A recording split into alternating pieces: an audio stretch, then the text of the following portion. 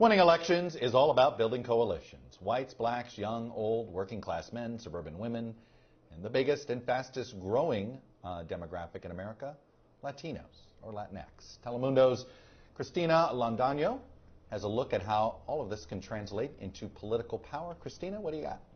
That's right, Chuck. Well, we have some 32 million eligible Latino voters in this country. That is a little over 13% of the total. Most of them Democrats. According to the exit polls from 2016, Hillary Clinton beat Donald Trump by a better than 2-to-1 margin. But President Trump has been able to increase his Latino voters. That means Joe Biden cannot take them for granted, especially in some states where the Latino vote could actually determine the political fate of this country. The battle is being waged en español. Biden claramente está debilitado. And both the Trump and the Biden camps are focused on three key states, Florida, Arizona, and Texas, where the Hispanic vote could decide the election. The real question is, will they turn out? Will the Latino community turn out?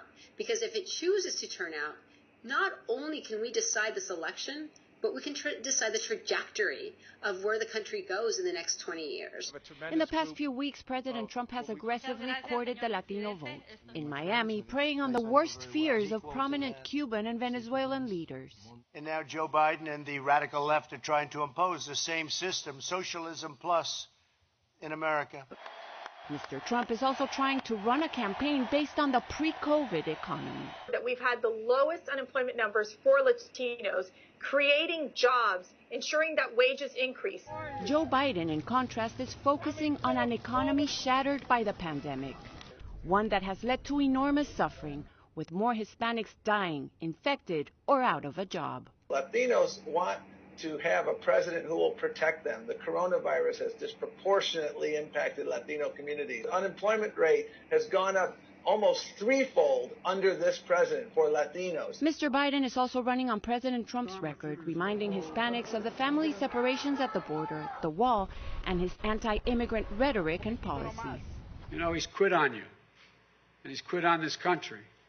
But this election is not just about him. The former vice president is promising a comprehensive immigration reform with a pathway to citizenship for 11 million undocumented immigrants. Latino advocates point out that, remarkably, 100 days before the election, almost half of Hispanic voters have not been contacted by either campaign. Lack of interest and enthusiasm among Latinos can be especially dangerous to Democrats.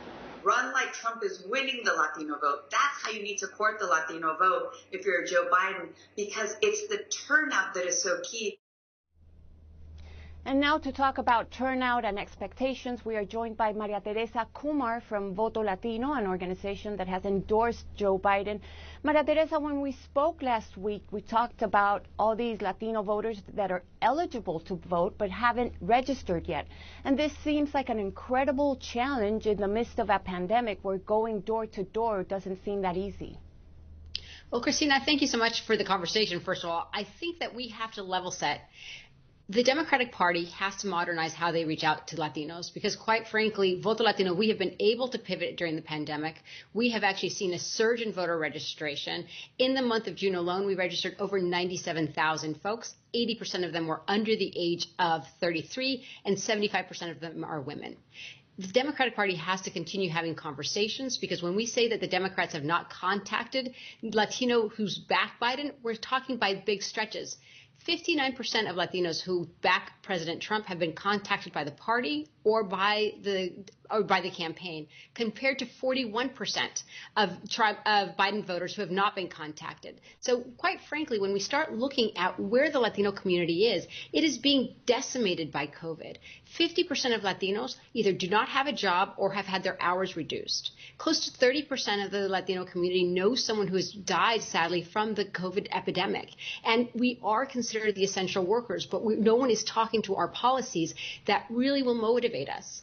Voto Latino partner with Latino Decisions, and we found three things that are motivating the Latino community right now. One is healthcare.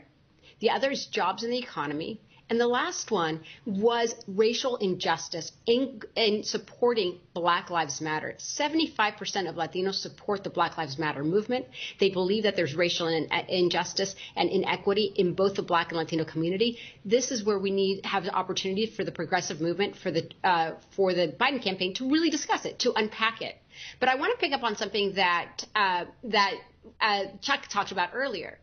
When we talk about who is eligible to switch this election, it's the Latino vote in unlikely places. It's absolutely in Texas. It's absolutely in Georgia.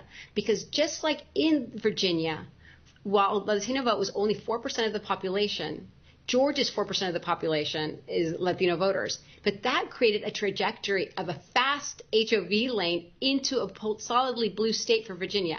Georgia has that opportunity as well. Biden needs to do more work reaching out. Maria Teresa, let's talk about the immigration issue. We remember the times of President Obama, the protest, "Hey, Obama, don't deport my mama." He was known in some parts of the Latino community as a deporter-in-chief.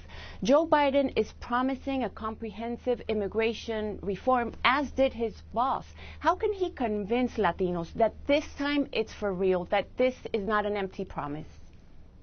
The difference right now is that Joe Biden has promised that they will do this in the first 100 days, and we have the receipts. The Latino community has never been more mobilized around the issue of immigration, but we also have very strong allies. The corporate business community recognizes the need for a comprehensive immigration reform. You speak to the evangelical movement. Even on the right, they also recognize that there needs to be a pathway to citizenship. So this is an opportunity for Joe Biden not only to do right, but he is speaking to the core issue right now that concerns Latinos. Under President Trump, the Latino community has witnessed the highest increase in hate crimes in over 20 years. Every single time Trump goes into and does a rally at a local level, whether we're talking about Tulsa, whether we're talking about Phoenix, whether we're talking about Dallas, the Latino community experiences an increase in hate crimes. Joe Biden would do well to actually have conversations and meet the community where they are. But again, we have the receipts. We have not only his word, but we have a coalition of people to make sure that he and those in Congress will do the right thing. Thank you, Maria Teresa. Maria Teresa Kumar from Voto Latino. And now we go back to Chuck. It's a block to watch. It is, and I don't want to let Maria Teresa go here. I want to ask you this. How you doing? Because I talked to a Democratic strategist and I said, what makes you lose sleep at night right now? And this person said, the disappointing voter registration numbers this year. And part of that has been pandemic induced, and it was across the board. And we've seen, and part of this is there were a lot of voter registration campaigns that sort of, I think, got knocked back on their socks a little bit because of the pandemic. You know, this was an issue in Texas. Look, the Texas Senate race went the way it did because there was not an investment in registering Latino voters on a grand scale that was necessary. You and I talked a lot about that. There were little pilot projects, but they didn't get there. Is it real this time? Are they throwing real money? Because the voter registration numbers are, you know, you have a good month of June, but it's been, you know, hit or miss. So the numbers have been anemic across the board. I have to share with you, though, full disclosure, Voto Latino, we don't receive any funding from the Democratic infrastructure, even though we shockingly register the most voters in, day out. Our funding literally comes from individual donors.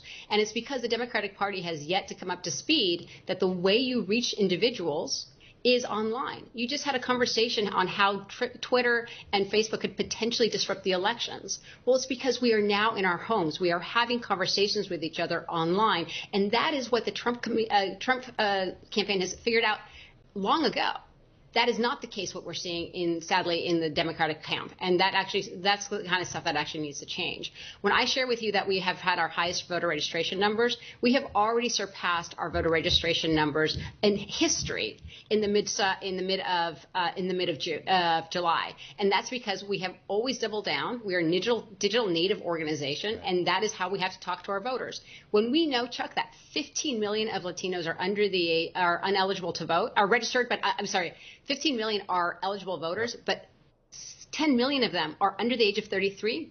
When you say speak their language, speak technology, speak to them in digital natives, register them, vote while they're at home.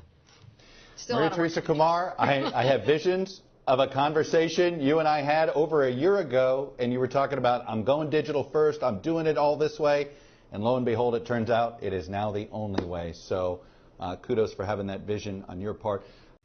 Hey, NBC News viewers, thanks for checking out our YouTube channel. Subscribe by clicking on that button down here, and click on any of the videos over here to watch the latest interviews, show highlights, and digital exclusives. Thanks for watching.